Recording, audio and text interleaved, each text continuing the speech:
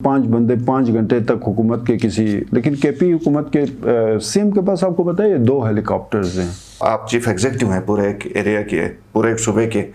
ये फिर बनता है कि आप इधर रहे हैं उस टाइम पे जब यहाँ पे मुसीबत की घड़ी जिसको कहते हैं। नज़ीर के ज़िले में या उसके हल्के में सबसे ज़्यादा तबाही हुई है, 7 अमवात हुई हैं, इबादतगाह शहीद हुई है, वो कहीं पे नजर नहीं। हमारा ये ख्याल था कमर जमा कायरा साहब आके ये करेंगे वो करेंगे, बल्तिस्तान को समझते हैं, लोगों को बड़ा मायूस किया, बहुत ज़्यादा मायूस किया, लेकिन वो कुछ नहीं कर सकते। आज़ादी हकीकी होनी चाहिए, डिग्री के ऊपर क्वेश्चन मार्क हो तो वहाँ पे आप जाके कहीं पे फंस जाते हैं।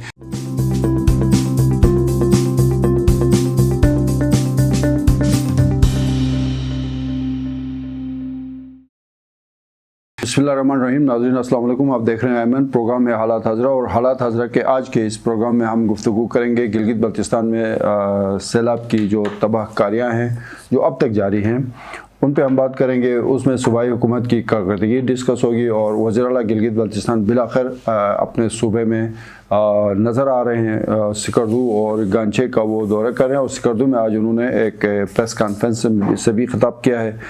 उसके अलावा हम इस प्रोग्राम में गुफ्तगू करेंगे सेक्रेटरीज़ के तबादले हुए कुछ सेक्रेटरीज़ के, और उसके अलावा एक और इशू जो है वो थोड़ी सी जो है ना वो बेड गवर्नेंस या मैनेजमेंट में उसमें थोड़ी कमी नज़र आई कि वो नोटिफिकेशन हुआ था एग्जीक्यूटिव इंजीनियर्स और असिस्टेंट एग्जीक्यूटिव इंजीनियर्स और सुपरिटेंडिंग इंजीनियर्स जो एससी कहते हैं उनके तबादलों के हवाले से 1-2 दिन पहले तबादले हुए, उसके बाद वो तबादलों का नोटिफिकेशन जो है वो भी मनसूख हो गया। इन मौज़ूआत पे बात करने के लिए हमारे साथ मौजूद हैं शब्बीर मीर, सीनियर सहाफ़ी और तजज़ियाकार। मीर साहब अगेन कुछ दिनों के वो वक्फे के बाद वो सिचुएशन नहीं सी थी कि हम रोज़ाना बैठ के शायद बात करना बहुत मुश्किल हो गया था, तो चलो अब थोड़े से हालात आज बेहतर हो गए तो हम इन तमाम मामलात के ऊपर बात करेंगे। तो ये जो सारे इश्यूज़ हैं सर, जिस तरह से तबाही मच गई है सैलाब के हवाले से, और ख़ासकर ज़िला गज़र जो बहुत ज़्यादा इस वक्त मुतासिरा ज़िला है जहाँ पे बुबुर में 7 अमवात हुई हैं, उसके अलावा 90 घराने मुकम्मल तौर पे तबाह हो गए हैं। जमात खाना जो इस्माइली कम्युनिटी सेंटर का जो इबादतगाह है वो शहीद हो चुका है, और इश्कोमन पूरी वैली तबाह हो चुकी है। उसके बाद फिर दूसरे नंबर पे जो तबाही हुई है वो तांगीर में है, उसका सिलसिला जारी है। तीसरे नंबर पे ज़िला नगर का इलाका है होपर, वहाँ पे तबाही हुई है। फिर जोगलटगुरु में जो वो हम पहले भी डिस्कस कर चुके हैं।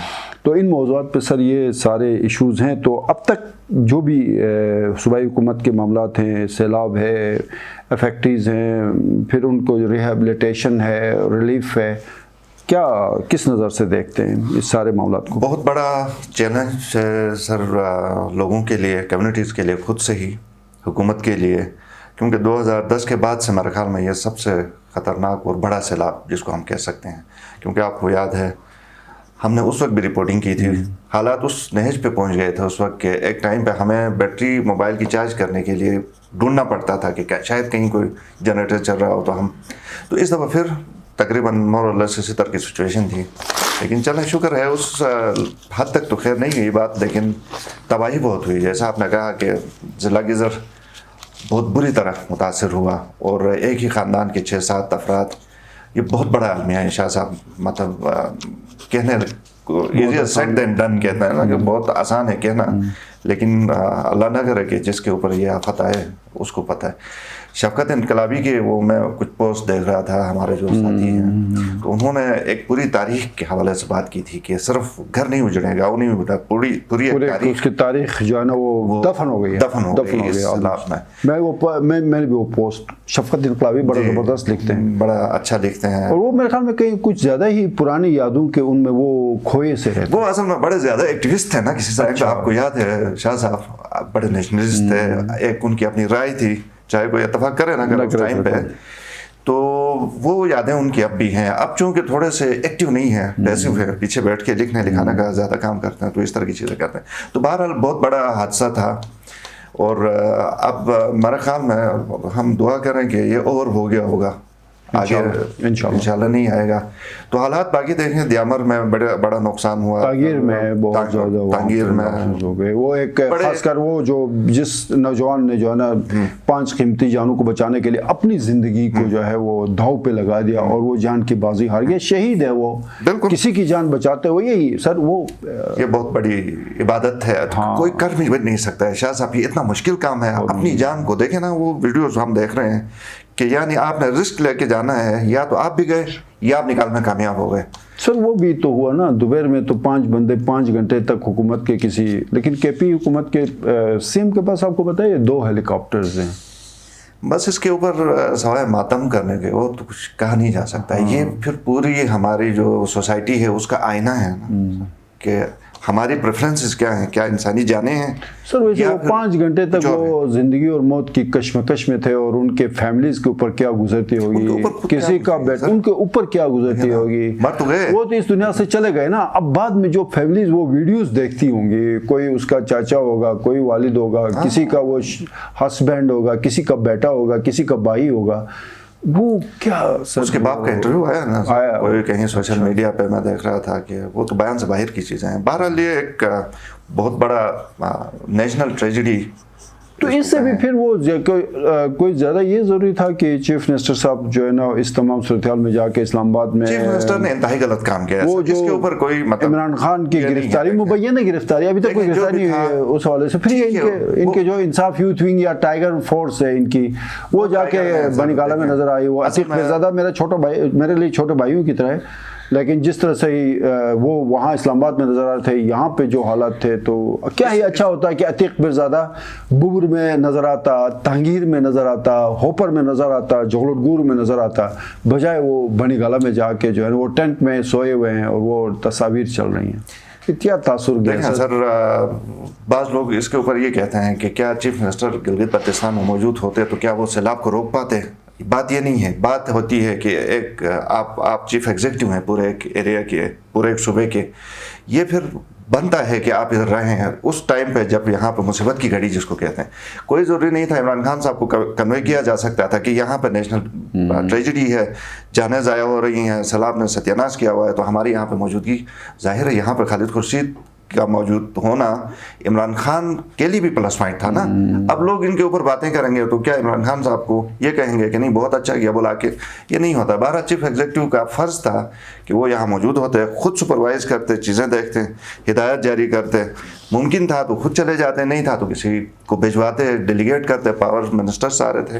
तो अब ये हो गया, खुद चले गए तो उसके साथ फिर वो लोग 3 बंदे नजर आए इस तमाम सूरत-ए-हाल में, फतहुल्लाह नजर आए, और खासकर उनकी एक फुटेज जो चली है जिसमें अपनी गाड़ी में वो पब्लिक का नुमाइंदा है बहरहाल फतहुल्लाह, जो भी बाइक पे खुद जो है ना वहाँ से निकले। शमसुल नहीं था सर, शमसुल इस दफा नहीं था, मैं वैसे जनरल, हाँ जनरल वो है कि कर्नल साहब नजर आए और जावेद मनवा नजर आए। और नज़ीर के ज़िले में या उसके हल्के में सबसे ज़्यादा तबाही हुई है, 7 अमवात हुई हैं, इबादतगाह शहीद हुई है, वो कहीं पे नजर नहीं, कहीं नहीं आया। वो कहाँ पे, वैसे बयान भी कोई नहीं आया मीडिया। आपसे कोई रब्ता किया उन्होंने? नहीं, मेरे साथ कोई रब्ता नहीं हुआ, लेकिन चूंकि वो मेरे ख्याल में वज़ीर आला के साथ गए हुए थे तो जाहिर है फिर मीर साहब इसमें ना एक चीज़ तो ये है ना कि जो लोग जो ये कह रहे हैं ना कि क्या वज़ीर आला अपने सूबे में होते तो सैलाब रोक लेते। देखें मसला ये है कि घर का सरबराह जो होता है ना, उसकी मौजूदगी घर के दीगर जो मकीन होते हैं उनके लिए हौसले का बाइस होता।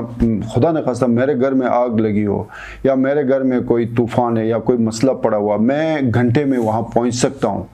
और अगर मैं वो नहीं पहुँचता या मैं गफलत या कोताही करता हूँ तो मेरे ख्याल में घर के सरबराह जो है ना उसकी ये एक बहुत बड़ी एक आप समझ लें गफलत होती है कि वो तमाशा देखता बाहर बैठ के, और वो जो छोटे बच्चे हैं या उसके घर वाले हैं उससे उस तूफ़ान से निबर्द आज़मा होते हैं। सो ये मेरे ख्याल में ये इस तरह के डिज़ास्टर्स जो है ना 10-12 साल के बाद कहीं ना कहीं आपको नज़र आते हैं।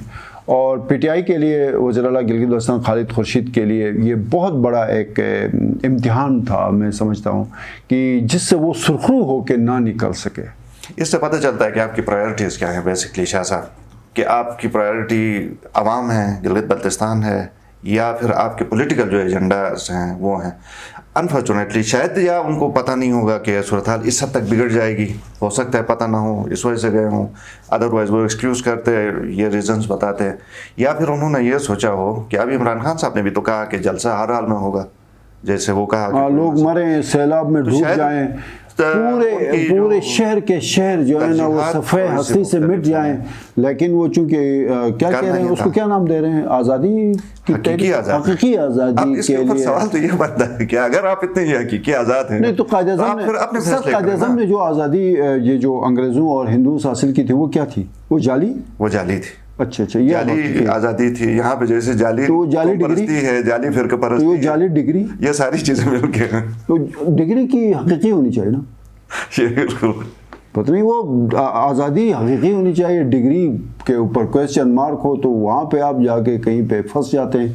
नहीं, मसला यहाँ पे मेरे साहब ये है कि जीबी के अंदर जिस तरह की एक सिचुएशन क्रिएट हुई है, उसमें अगर हम इसको वाटर को नहीं, पावर डिपार्टमेंट को जितना भी अप्रिशिएट किया जाए वो कम है। जिस तरह से ज़फ़र वक़ारताज, हालांकि मैं या आप, ज़ाहिर है ज़फ़र वक़ारताज के साथ वो हमसे बहुत ज़्यादा जूनियर है और उसी हिसाब से हमें इज़्ज़त एहतराम भी देता है, बट हमें ये तवक्कुओ नहीं थी कि ज़फ़र वक़ारताज इतना ज़बरदस्त परफॉर्म करेगा।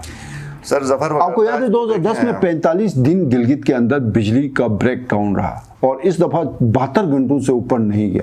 अभी भी हम बैठ के यहाँ पे काम कर रहे हैं, तो ये उन्हीं की मेहनत का समर है। ये शाह साहब, जैसे अभी हमने कहा कि ना वज़ीर आला यहाँ पे होते तो क्या होता है, ये देखें लीडिंग फ्रॉम द फ्रंट होता है ना, जो भी बंदा ज़फ़र वक़ारताज को, मैं मतलब पॉलिटिकल स्टंट भी बात लोगों ने कहा कि यार वो तस्वीर, लेकिन ये बात नहीं है।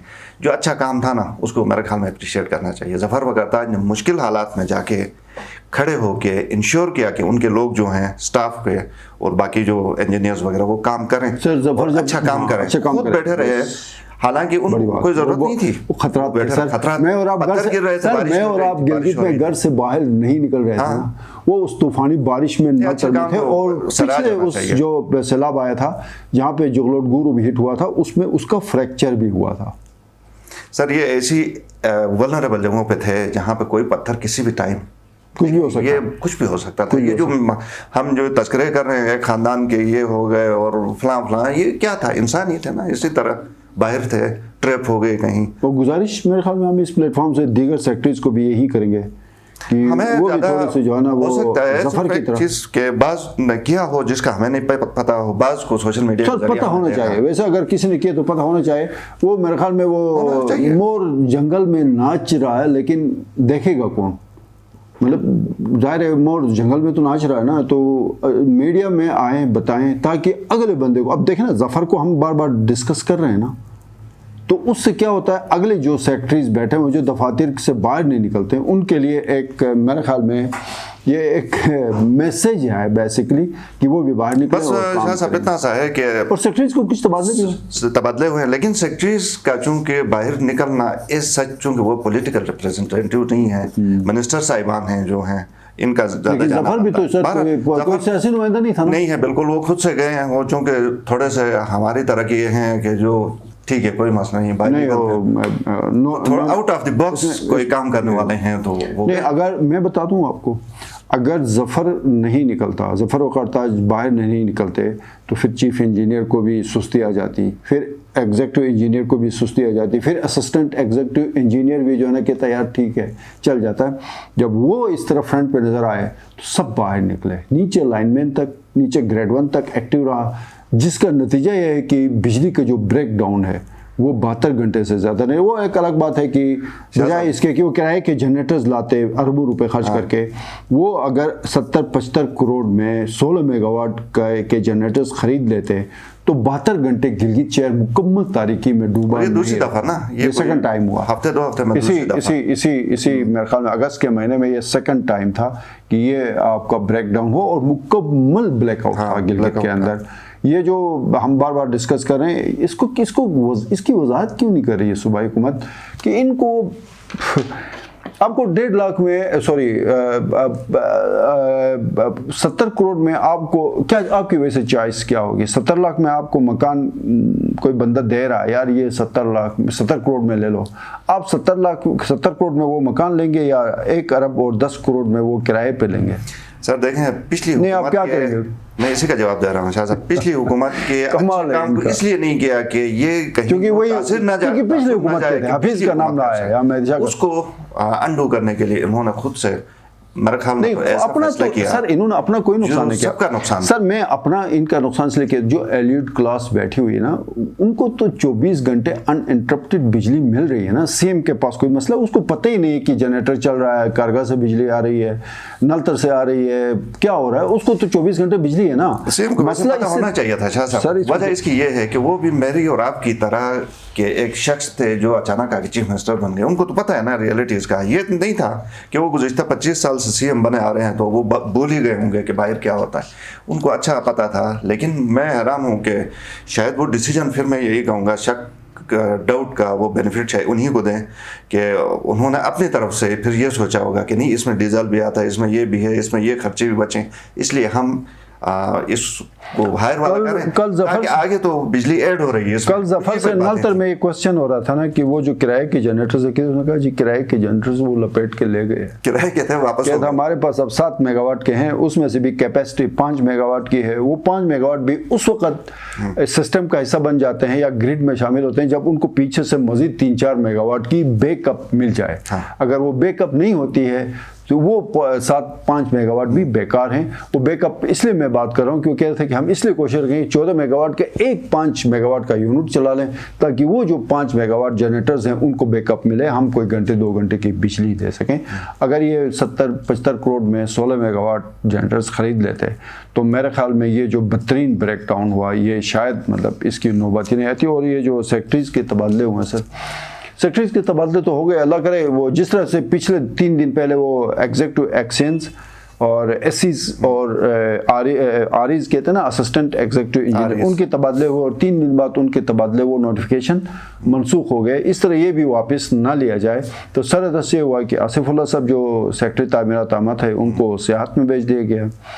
सेक्रेटरी सियाहत रशीद अली को, राजा रशीद अली, उनको मेरे ख्याल में इसको सोशल वेलफेयर और वुमेन डेवलपमेंट में, और नजीब आलम जो पाकिस्तान एडमिनिस्ट्रेटिव सर्विस के हैं, पीएस के ऑफिसर हैं ग्रेड 19 के, उनको जो है वो सोशल वेलफेयर से उधर भेजा है। तो ये एक पोस्टिंग्स है। लेकिन सेकंड टाइम हुआ सर कि पिछले दफ़ा भी ये हुआ था कि एजुकेशन में कोई तबादले हो गए थे, वो तबादलों का नोटिफिकेशन जारी हो गया और 24 घंटों बाद वो नोटिफिकेशन मनसूख हो गया। अब तामीरात आमा में एक नोटिफिकेशन हुआ था, वो 24 घंटे बाद वापस लिया गया।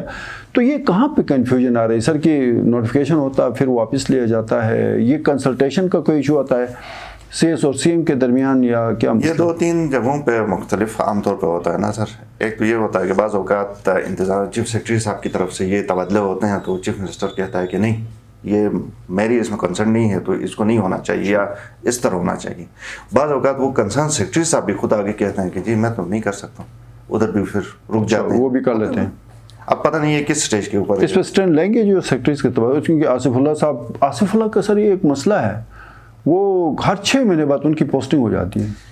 क्या आसिफुल्लाह साहब के साथ ये भी मसला है, वो स्टैंड लेने पे आते हैं तो फिर इतना सख्त स्टैंड लेते हैं कि फिर वो मसला खुद उनके लिए भी और दूसरों के लिए भी नहीं, उनका स्टाइल भी ऐसा है ना, वो स्टाइल है उनको, थोड़ा बॉडी लैंग्वेज और उनका जो ये उनकी ख्वाहिश पे फरमाइश पे हुई वो नहीं फरमाइश पे नहीं हुई है, वो बिल्कुल उनके इसके अपोजिट हुआ है। वो कंटिन्यू करना चाहते थे, वो अगले 1-1.5 साल में होता तो ये है सर, हर जो सेक्रेटरी होते हैं जब नए महकमे में जाते हैं तो उनको ख्वाहिश होती है कि पहले वो कुछ समझे काम क्या हो रहा है, उसके बाद कोई पॉलिसी बनाए, फिर उसके ऊपर इम्प्लीमेंटेशन करें। मौका यहाँ पे नहीं दिया जाता उनको। 2 महीने में इधर से उधर कोशिश ये की जाती है कि कहीं भी टिक के ना रहें। इस सेक्रेटरी साहब कुछ सर गुज़िश्ता 10 सालों से एक ही उसमें पोर्टफोलियो में बैठे हुए हैं। अख्तर रिजवी साहब उसमें बल्दियात में बैठे हुए हैं, बड़े मज़े से काम कर रहे हैं। हमारे मेरे और आप दोनों के दोस्त हैं रहीमगुल साहब, सेक्रेटरी कानून है, मेरे ख्याल गुज़िश्ता 8 सालों से सेक्रेटरी कानून के तौर पे काम कर रहे हैं। कंफर्ट है मेरे ख्याल में उधर चलो सर, मेरे ख्याल में सिर्फ लास्ट जो मैं एंड करूंगा, मीर साहब आपका शुक्रिया, और ये जो इश्यूज़ थे इस पे डिस्कस ये बहुत ज़रूरी था।